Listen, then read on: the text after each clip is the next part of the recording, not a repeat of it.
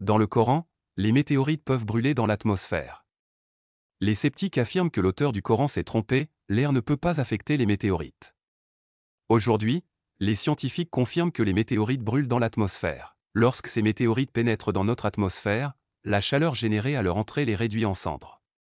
Ce phénomène n'a été découvert que récemment, mais il a été décrit dans le Coran 1400 ans avant sa découverte. Ils penseraient qu'il s'agit de nuages parce que leurs cendres ressemblent à des nuages. La Bible explique comment le soleil est lié au jour et à la nuit, Genèse 1, 1-31.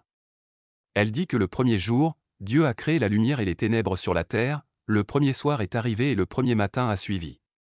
Mais Dieu n'a créé le soleil qu'au 4e jour, c'est-à-dire après 3 soirs et 3 matins. Les 3 soirs et les 3 matins ont donc eu lieu sur la terre avant qu'il n'y ait un soleil. Selon la Bible, la lumière du jour est donc apparue sans soleil. Cependant, le Coran n'a pas commis cette erreur. Le Coran dit correctement qu'il faisait nuit, pas de soleil, jusqu'à ce que le soleil brille. Kura en arabe signifie une balle. Dans ce verset, le verbe cuira signifie faire une boule, sphère. Nous savons aujourd'hui que le soleil s'est formé à partir d'un nuage moléculaire qui s'est ensuite accrété en sphère. L'ensemble du système solaire s'est formé lorsqu'un nuage moléculaire a été frappé par l'onde de choc d'une supernova. Toutes les molécules de notre système solaire se sont donc formées au même moment. Le Soleil et toutes les protoplanètes ont en fait commencé à s'accréter en même temps. Mais il a fallu un certain temps avant que le Soleil n'atteigne la pression nécessaire pour amorcer la fusion. Il y a donc eu un certain temps où les protoplanètes se sont accrétées, mais où le Soleil n'avait pas encore donné de lumière solaire. Il y a donc eu un certain temps pendant lequel le système solaire était en accrétion, mais le Soleil n'avait pas encore commencé à fusionner. Cela n'a été connu que récemment, mais il y a 1400 ans, le Coran disait qu'il n'y avait que des ténèbres et pas de lumière du Soleil, le Soleil n'a brillé que plus tard. Nous avons effacé la merveille de la nuit, c'était toute la nuit, sans lumière du Soleil, jusqu'à ce que le Soleil brille plus tard. Remarquez que le Coran n'a pas mentionné la Terre ni aucune autre planète parce qu'elle n'était pas encore une planète. Aujourd'hui, nous savons que c'est exact. Il n'y a pas d'erreur dans le Coran. Des boucliers contre les radiations cosmiques. Dans le Coran, la Terre dispose d'un bouclier protecteur.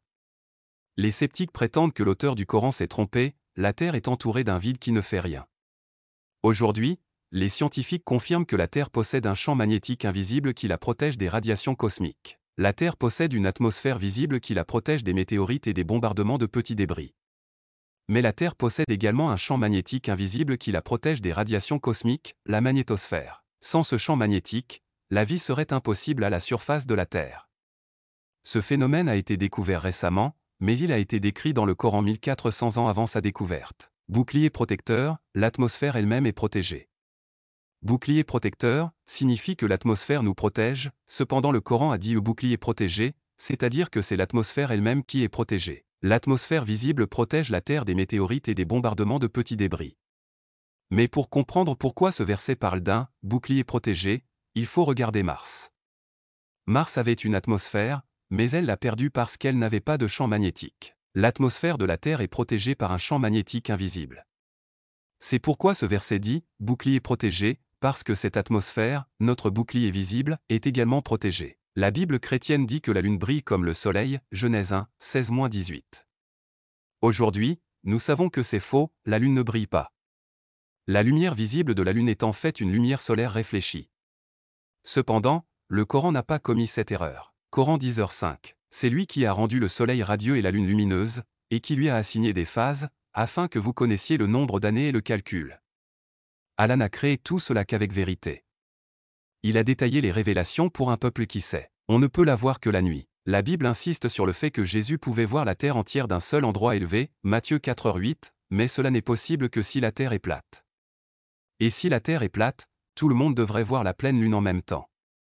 Mais aujourd'hui, nous savons que c'est faux. La pleine lune ne peut être vue que la nuit, alors que les gens ne peuvent pas la voir le jour. Pour qu'il y ait une pleine lune, il faut que le soleil, la terre et la lune soient alignés. Pour assister à la pleine lune, il faut se trouver du côté de la terre qui fait face à la lune.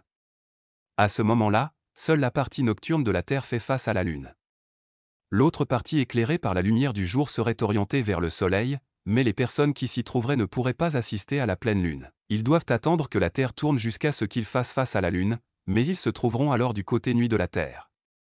C'est pourquoi la pleine lune ne peut pas être vue pendant la journée. Pourquoi la pleine lune a-t-elle lieu le jour? La pleine lune se produit à un moment précis dans le temps, c'est-à-dire à l'instant où le Soleil et la Lune sont alignés sur les côtés opposés de la Terre. Si vous consultez nos pages sur les phases de la Lune et que vous voyez que la pleine Lune a lieu le jour dans votre région, cela signifie que c'est le moment exact de cet alignement particulier de la pleine Lune. Le terme technique pour cet alignement est la syzygie du système Soleil-Terre-Lune. Au moment précis de l'alignement de la pleine Lune, la Lune n'est visible que dans la partie nocturne de la Terre, à quelques exceptions près. Elle semble pleine le soir. Cependant, la Lune semble toujours pleine lorsqu'elle se lève ce soir-là dans votre région. Pendant la phase de pleine Lune, la Lune est visible dans le ciel approximativement du coucher au lever du Soleil. Dans des cas très particuliers, vous pouvez voir à la fois la pleine Lune et le Soleil, qui se lève ou se couche en même temps, dans des directions opposées. Heure et date, pourquoi la pleine Lune a-t-elle lieu le jour ? 2019. La pleine Lune n'est visible que du coucher au lever du Soleil. La Terre étant sphérique, il est impossible pour les personnes qui vivent dans la journée de voir la pleine Lune, elles doivent attendre que la Terre tourne de manière à ce qu'elle soit face à la pleine Lune. Si la Terre était plate, tout le monde aurait vu la pleine Lune en même temps.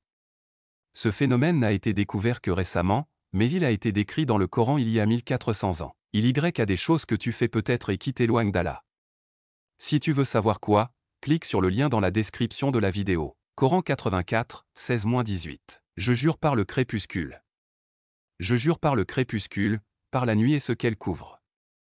Et par la lune, lorsqu'elle devient pleine. Ici, la pleine lune ne peut être vue qu'au crépuscule, puis toute la nuit, mais pas le jour. Aujourd'hui, nous savons que c'est exact car la Terre n'est pas plate mais sphérique.